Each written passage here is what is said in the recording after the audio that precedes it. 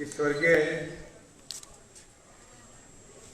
चौधरी चरण सिंह जी को और स्वर्गीय अटल बिहारी वाजपेयी जी को आज जिस प्रकार से इस कार्यक्रम के माध्यम से आज हमने याद करके अपने आप में एक हिस्टोरिकल इवेंट इसको बनाया है, ऐतिहासिक इवेंट बनाया है, क्योंकि चौधरी चरण सिंह जी को हम किसानों का मसीहा देखते थे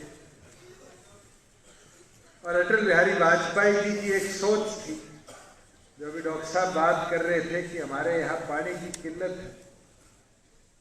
अटल बिहारी वाजपेयी जी उस सोच के थे कि पूरे देश की नदियों को जोड़कर किसान के खेत के आखिरी अंतिम छोर तक पानी पहुंचाने की व्यवस्था बनाई जाए। और मुझे लगता है आज हम सबको दोबारा याद करना चाहिए इन दोनों किसानों की सोच रखने वाले व्यक्तियों को, इन महापुरुषों को, जिन्हें अपने जीवन काल के अंदर प्रधानमंत्री पद पर भी रहते थे, कहीं ना कहीं किसान को कभी पीछे नहीं छोड़ा, हमेशा किसान को आगे ले जाते हैं, अपनी कैबिनेट से डिसीजन लेने का काम किया।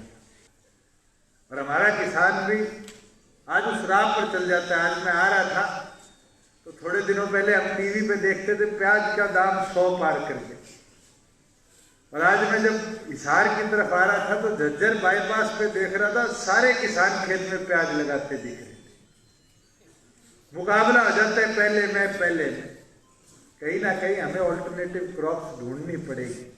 मैं अभी हमारे बुजुर्ग किसान थे सिरसा के, उनसे पूछ रहा था मैं, क्या है कि किन्नू का बाग है, और किन्नू के बाग की फसल अगर बात करूं, क्योंकि मेरा खुद का किन्नू का बाग है और मैं हर वर्ष उसको देखता हूँ, दिन प्रतिदिन उस पर समय जितना मेरे को मिलता है देखता हूँ, तो मैं भी 70,000 से उसको 1.5 लाख, 2.25 लाख किले के हिसाब तक पहुँचा पाए, ये 2 लाख पहुँचा पाए।